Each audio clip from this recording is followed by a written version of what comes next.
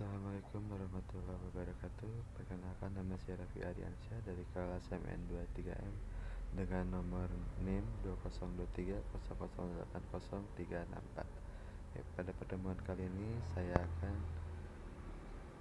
mencoba mempresentasikan, lebih tepatnya menjelaskan tentang risk and return dalam mengambil keputusan investasi dalam mata kuliah manajemen risiko keuangan. Baik, untuk mempersingkat waktu, kita langsung masuk ke dalam materinya. Baik, dalam investasi selalu ada hubungan antara risiko atau risk dan keuntungan atau return.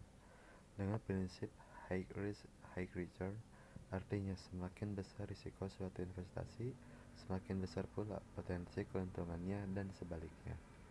Baik, contohnya saham berisiko tinggi dengan potensi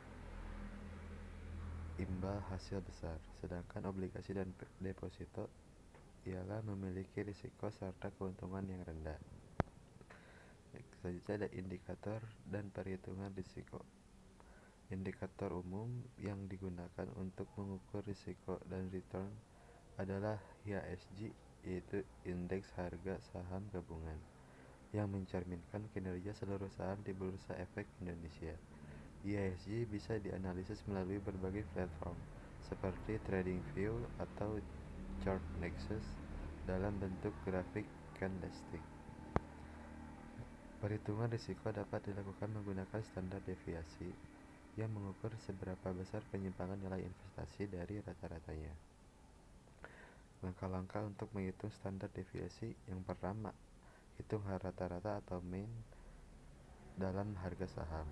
Yang kedua, kurangi setiap data dengan rata-rata. Yang ketiga, kuadratkan hasilnya. Yang keempat, jumlahkan semua hasil kuadrat untuk memperoleh varian. Yang kelima, akar dari varian sama dengan standar deviasi. Dan yang terakhir, semakin besar standar deviasi, maka semakin tinggi pula resikonya. Baik, selanjutnya ada perhitungan keuntungan atau return.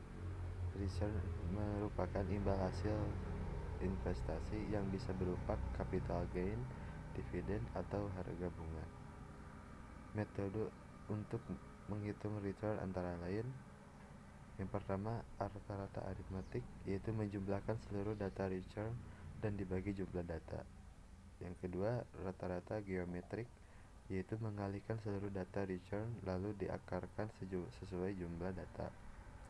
Dan yang terakhir, standar deviasi, yaitu mengukur penyimpangan return dari rata-rata pergerakan IHSG, dapat digunakan untuk menganalisis dan menghitung return saham melalui grafik atau data historis. Hubungan risk and return itu saling berkaitan langsung.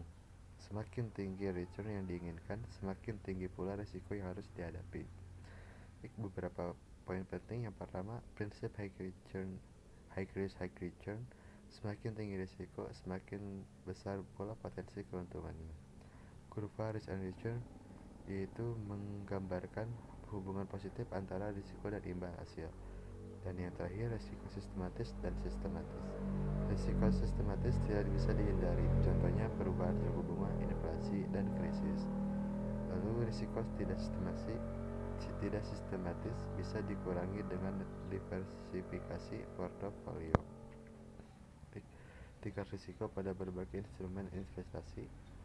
Yang pertama ada saham, yaitu risiko dan return yang tinggi. Kedua ada obligasi, risiko rendah, return lebih stabil. Ada reksadana, yaitu risiko dan return bergantung pada jenisnya, seperti saham, campuran, dan pasar uang. Yang terakhir ada deposito, yaitu risiko paling rendah dan return kecil. Diversifikasi ialah strategi menyebarkan investasi ke berbagai aset untuk mengurangi risiko tanpa mengurangi potensi keuntungan. Dengan diversifikasi, kerugian pada satu aset dapat diimbangi oleh keuntungan pada aset lainnya. Kesimpulan, pemahaman tentang risk and return membantu investor membuat keputusan investasi yang tepat. Investor perlu menyeimbangkan antara potensi keuntungan dan tingkat risiko agar hasil investasi sesuai dengan keuangan mereka. Baik, terima kasih. Mohon maaf ada bila salah kata perbuatan.